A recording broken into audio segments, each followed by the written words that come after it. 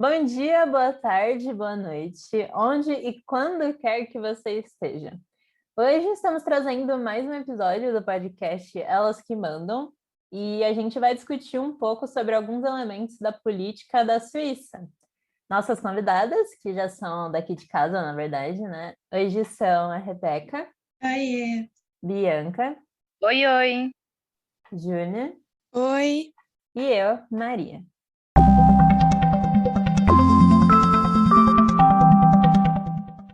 Mas antes da gente começar esse papo, é preciso saber alguns conceitos básicos sobre como funciona a Suíça politicamente. Primeiramente, nós temos que destacar a criação do Estado moderno da Suíça. A Suíça ela recebeu uma Constituição moderna em 1848. Dessa forma, ela se transformou em uma união de estados, os quais antes eram uma aliança solta de cantões independentes.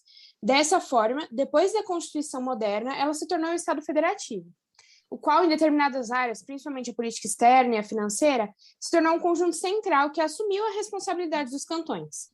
Dessa forma, a Constituição serviu para reunir os mais interesses diversificados dos cantões individuais, e assim juntando-se aos interesses gerais do Estado federativo. E é bacana destacar aqui, lembrar que os cantões suíços, eles são como os estados aqui no Brasil, só para facilitar o entendimento. Sim, é importante destacar. Uhum.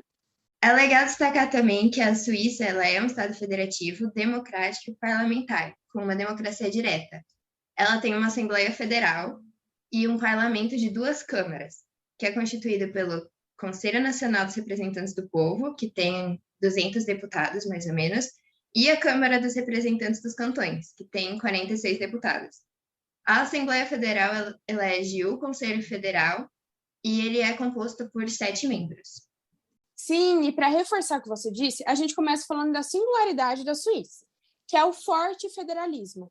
Ele se expressa principalmente através de 2 elementos: a forte autonomia dos 26 cantões e seus municípios e também a participação direta na tomada de decisões políticas.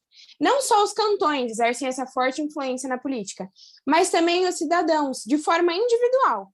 Dessa forma, a democracia torna-se possível, principalmente através da iniciativa popular, tornando assim os cidadãos uma forte influência nas atividades do governo.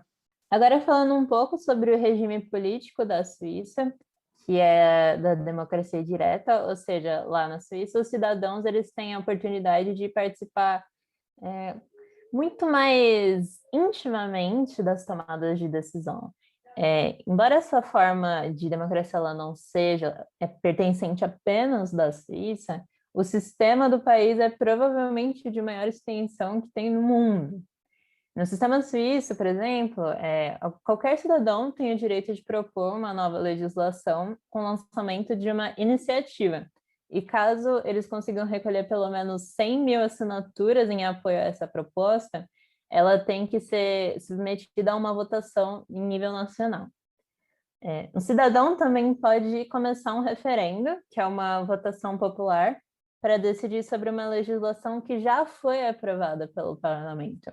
Quando uma pessoa ou um grupo não estiver satisfeito, por exemplo, com a nova lei ou algo do tipo, se eles conseguirem recolher pelo menos 50 mil assinaturas no prazo de 100 dias, a contar da data de publicação da legislação, os eleitores têm a oportunidade de decidir nas urnas sobre a legislação aprovada.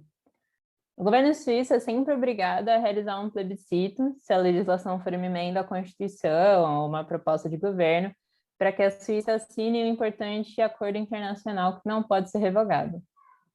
E falando sobre as eleições, só 40% da população em média que vai votar, né?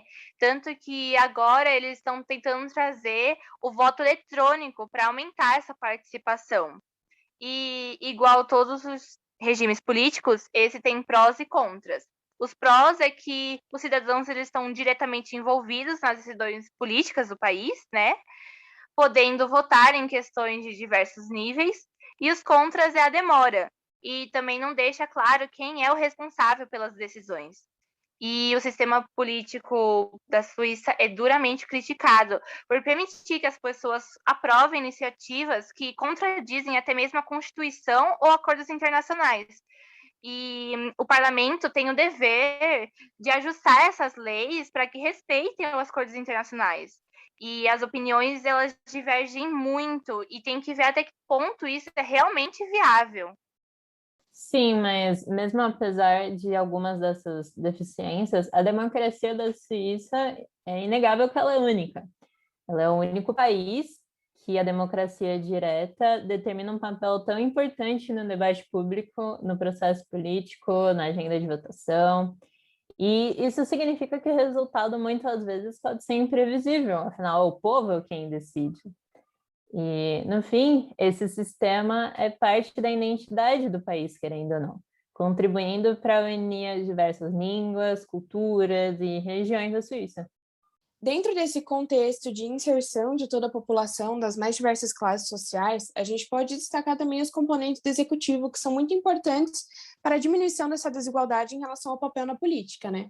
O executivo do país ele é representado por um órgão que ele é chamado de Conselho Federal, e ele é composto por 7 membros, sendo cada membro responsável por um dos 7 ministérios da Suíça, que lá são também denominados como departamentos. Dessa forma, esses 7 membros eles são nomeados pelas 2 câmeras da Assembleia Federal. Porém, é importante ressaltar também nesse contexto de inserção de todo tipo de população, né, a presidência e a vice-presidência do Conselho Federal sempre sofrem um rodízio anual para, assim, poder diminuir essa desigualdade e entrar elite, enfim, lutar por todo o povo.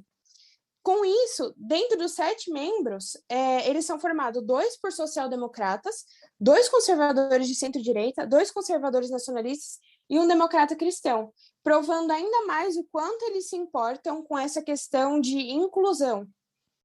E embora a Confederação da Suíça tenha sido criada para seguir o exemplo dos Estados Unidos, no que diz respeito ao federalismo e os direitos dos estados, os suíços conseguiram evitar que o poder executivo se concentrasse em apenas uma pessoa, com o Conselho Federal, que demonstra unidade em relação ao povo e a maioria de suas decisões é feita por consenso. E assim porque seu papel é muito mais decorativo do que funcional, dado que a maior parte do poder vem dos cantões. Decisões relacionadas à educação, saúde, assistencialismo e até mesmo a criação de impostos são feitas exclusivamente em nível regional. O governo federal não pode editar medidas provisórias e não tem o poder de veto. Então, basicamente, os cantões decidem muita coisa lá na Suíça. E algo curioso é que o presidente da Suíça não tem praticamente nenhum espaço nas discussões políticas e econômicas que ocorrem no país. Retomando essa importância da mesclagem de ideais na política da Suíça, é importante citar também que isso acaba criando uma espécie de crise política no país. Porque em diversas decisões, o Poder Executivo, também chamado de Conselho Federal, ele acaba entrando em conflito com os cantões em determinadas decisões em relação à política do país. E tudo isso acaba resultando em uma polarização e, de uma certa forma, uma fricção interna no federalismo suíço, havendo essa separação de ideais em determinadas decisões. Além disso, alguns conflitos também estão presentes dentro das decisões dos próprios cantões. Pelo fato de serem 26 estados decidindo por algo que vai afetar a população toda, isso acaba divergindo em algumas decisões pelo fato de não poderem se privilegiar, ou, enfim, esse tipo de coisa. Além disso, o Conselho Federal, também composto pelas 7 pessoas, de ideais diferentes, de partidos diferentes, isso acaba também entrando de certa forma, em um conflito na tomada de decisões. E é importante citar também que isso agravou ainda mais com a chegada da pandemia do Covid-19, né? Sim. Na primeira onda, o país como um todo teve sucesso no combate ao vírus. Ele conseguiu diminuir os casos, diminuir as mortes com medidas mais restritivas, mais rígidas.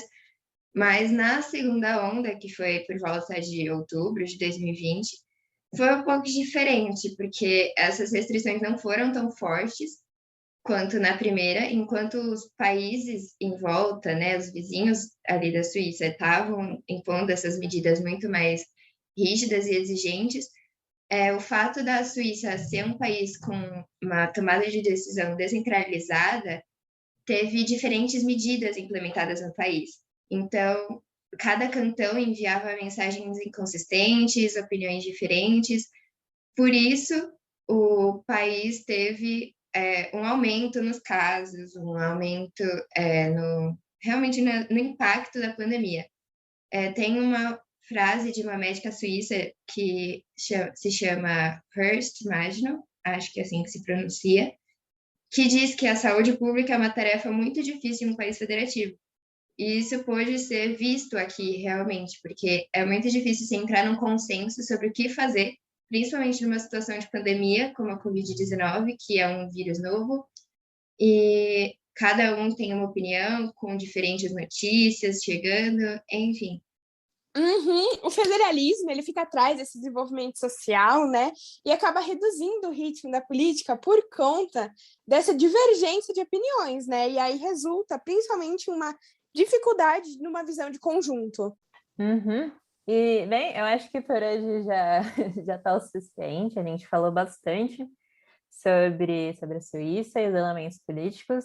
E foi um papo muito bacana. A gente espera que vocês também tenham curtido ouvir, porque a gente com certeza descobriu bastante, aprendeu bastante coisa, e é muito bacana descobrir sobre um país que está tão distante da gente, é tão diferente da gente. Talvez até para aprender um pouco. Bem, muito obrigada por todo mundo que ouviu, e até a próxima. Tchau, tchau. Tchau, tchau. Obrigada. Tchau.